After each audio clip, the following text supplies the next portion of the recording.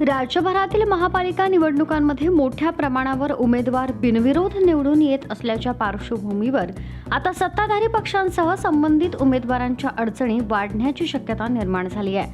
मतदानाआधीच काही पक्षांनी खाते उघडल्याची चर्चा रंगत असतानाच या बिनविरोध निवडणुकांबाबत राज्य निवडणूक आयोगानं गंभीर दखल घेतली आहे. बिनविरोध निवडून आलेल्या उमेदवारांबाबत नेमकी प्रक्रिया काय होती, उमेदवारांनी अर्ज कधी आणि कोणत्या परिस्थितीत मागे घेतले, तसंच त्यांच्यावर कोणत्याही प्रकारचा दबाव होता का, याची सखोल शहानिशा करण्याचे आदेश आयोगानं दिले आहेत. यासाठी संबंधित निवडणूक निर्णय अधिकारी आणि जिल्हाधिकाऱ्यांकडून सविस्तर अहवाल मागवण्यात आलाय.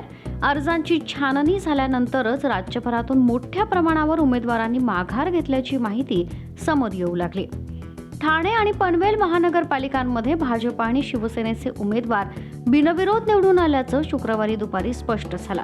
मात्र याचवेळी सत्ताधारी नेते आणि यंत्रणांकडून अर्ज मागे घेण्यासाठी दबाव आणला जात असल्याच्या तक्रारीही निवडणूक निर्णय अधिकारी आणि जिल्हाधिकाऱ्यांकडे दाखल झाल्या. या पार्श्वभूमीवर आयोगानं अहवाल, उमेदवारांनी अर्ज मागे घेतल्याची नेमकी वेळ, त्यामागची कारणं तसंच दबावाबाबत पोलिसात कोणतीही तक्रार दाखल झाली आहे का, याची सविस्तर माहिती देण्याचे स्पष्ट निर्देश दिलेत. राज्य निवडणूक आयुक्त दिनेश वाघमारे यांनी याबाबत भूमिका मांडताना बिनविरोध निवडणूक झाली असता तिथं नेमकं काय घडलं याची वस्तुनिष्ठ माहिती घेणं हा निवडणूक प्रक्रियेचाच भाग आहे. भयमुक्त आणि पारदर्शक निवडणूक व्हावी यासाठी आयोग कटिबद्ध आहे असं स्पष्ट केलं. दरम्यान मुंबई महापालिकेसह राज्यातील 29 महापालिकांच्या निवडणुकात अर्ज माघारीच्या शेवटच्या दिवशी मोठ्या प्रमाणावर उमेदवारांनी माघार घेतली. परिणामी तब्बल 68 जागांवर सत्ताधारी पक्षांचे उमेदवार बिनविरोध निवडून आले. यामध्ये भाजपचे सर्वाधिक 44 उमेदवार असून कल्याण डोंबिवलीतच 15 उमेदवार बिनविरोध ठरलेत. शिवसेनेचे 22 तर राष्ट्रवादी काँग्रेसचे 2 उमेदवारही बिनविरोध निवडून आलेत.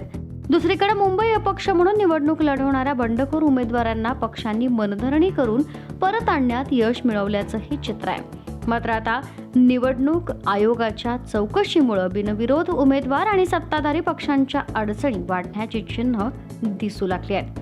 Bureau report, Maharashtra news 24.